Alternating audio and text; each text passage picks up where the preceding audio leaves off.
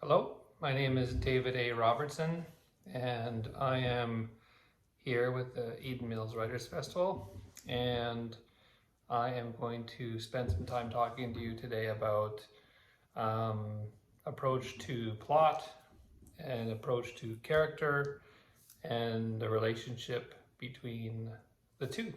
And so first, I guess what I'll do is I'll go over plotting, what drives plot and why, and then characters. And same questions really: what drives the characters and why, and how both of these things together helps to flesh out a story, and in particular for plotting out a book.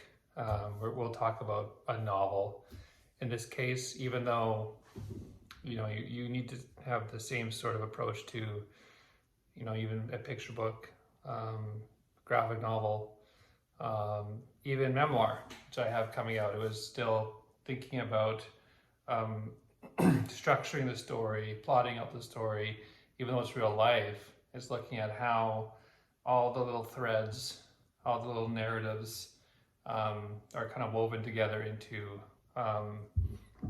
some kind of a journey, right? So that's what it really is. It's what is the journey, and how do we get taken on that journey? And as a writer, how do we take that journey to get to where we need to go? So really we're talking about whether something is plot dependent or whether something is character dependent. And so, plot dependent novels, we're talking probably about mysteries and thrillers, and how the events of the novel drive the story forward. Examples of my own work would be, my YA trilogy, which is a murder mystery. It's really plot driven. So it's because there's so many elements to a mystery that you need to figure out who did what, why, when, how they figure it out, all that stuff. It needs to be really meticulously plotted. And so how do I prepare for something like that? First of all, for the Monsters, Strangers, Ghosts, which is the 3 novels in the Reckoner trilogy, it was creating a detailed synopsis of the story. And so that was, all the major beats laid out into, just like this really detailed summary of the book. So it's like someone read the book and wrote out like a 5, 6, 7 page summary of it, and all the major events, all the major beats, all the major plot points. And when I have that made up, it really acts as a map for me. And so I use that as I'm writing. So I'll look at a beat in my synopsis, and I'll write that scene. And as I move forward, I'll continue to work on writing as dictated by the plot summary that I've created. So I know exactly where I'm going, what happens when, and that's very important for a plot-centric novel, like a mystery, for example. And are there detours? Sure. I mean, there's always detours. There's always things that, if you have really strong characters, which I'll get to in a second, the characters will sometimes do things that you don't expect them to do. And so you need to find ways to ease your story back into the thread that you've planned out for your novel. And so you need to get your way back.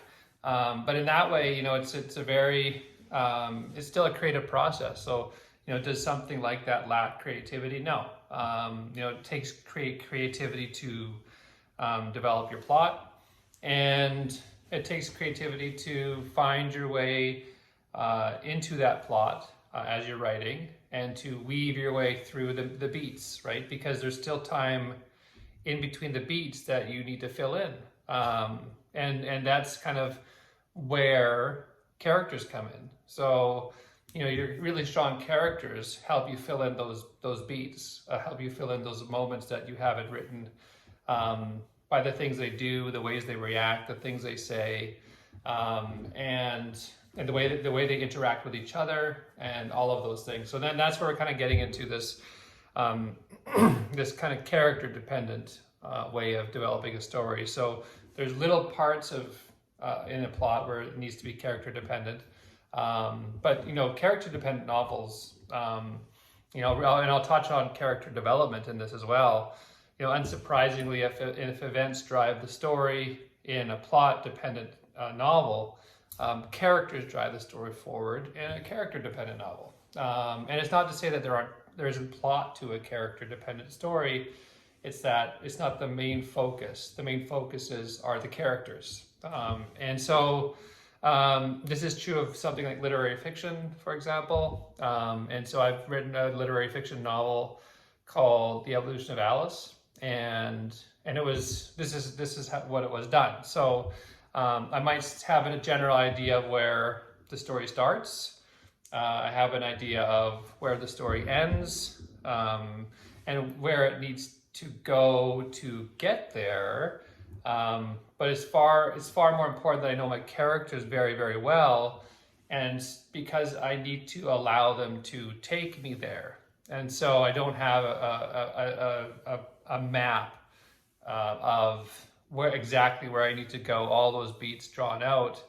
I have the characters that I follow, and I kind of guide them sometimes if I need to make sure that I get to point B, point A to point B, which sounds kind of weird, but great characters do their own thing. And if you know your characters well enough, you'll find that they start working within the story themselves. And you kind of just guide them as you follow them along. And it's kind of like sitting in the back seat of a car and telling somebody you need to get to a destination. And there are multiple routes that you can take, and you just kind of watch them make their way there. As long as they get to the destination, you're good. And so, you have to have faith in that journey. You have to have, you need to know the driver very well in order to have that faith. And so rather than creating a very detailed synopsis, you're creating very detailed characters. You're drawing up character breakdowns for all the major characters, understanding that the major transformative stuff needs to happen to your main people. So breakdowns include their appearance, physical appearance, their clothing, every little detail about them. You may not explain this all in the novel, but you need to know it even still. So you can picture them, so you can feel them, so you have continuity. For example, if you know a character always wears their hair parted one way, and then you describe them parted in another way, it's just a little thing that the reader will notice that will kind of bring them out of the story. So, and then probably more importantly, I guess, is how the character behaves, their personality, their character traits, the things that they would say, how they would react. You don't end up having them behave another way than they're supposed to. That would be kind of a big mistake, because it's not true to the character. They need to be authentic in who they are.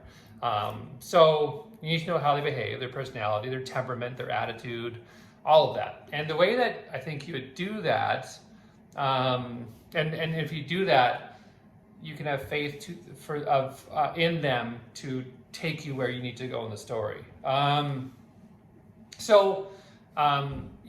think that, so with a character, you'd want to have a detailed breakdown of, their appearance, their mannerisms, their personality, and also their background. So do they have, are they from a single parent household? Why?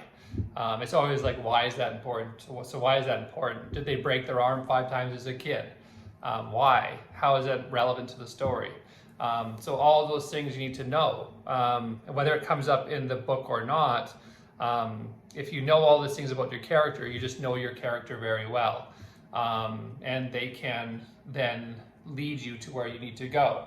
And so a couple quick tips for me about character development is not only just writing out an actual breakdown of your characters, all of your characters that are important in the story, but it's it's living with your character. It might sound weird, but if you, like for example, for me, sometimes I'll have conversations with my characters in real life. So I just know, how they act, how they behave, the things that they would say, their speech tics, their vocabulary, all of those things. Those are very important because it's not Dawson's Creek. Everybody doesn't talk the same way. Everybody says things differently, reacts differently, behaves differently. And that's how you get, authenticity in the cast of characters that you've created. So when I'm driving, sometimes I'll talk to my characters in the back seat or in the front seat and have conversations with them. And just so I know them really well, I get to know them very well. And, one of the things I'm really proud of with the evolution of Alice is that people love the characters because they seem real, because they all are distinctive personalities. They all have agency in their own lives. They all speak differently, think differently, behave differently. They have different journeys, and all of them together take me to that ending. I won't give away the ending, but where I wanted them to end up. And that's very important. So that's a quick breakdown on, just like how to approach plotting of a novel, and how to approach character development, and how both of those things, for me, go into how you drive the story, and how you get to where you need to go in the story. Hopefully some of that was helpful to you. And as you work on your novel, there are a lot of things that you'll figure out for yourselves and develop your own approaches to all of these things. But the more you learn from different people, the more books you read and see how other writers are doing it, the better you'll get at it.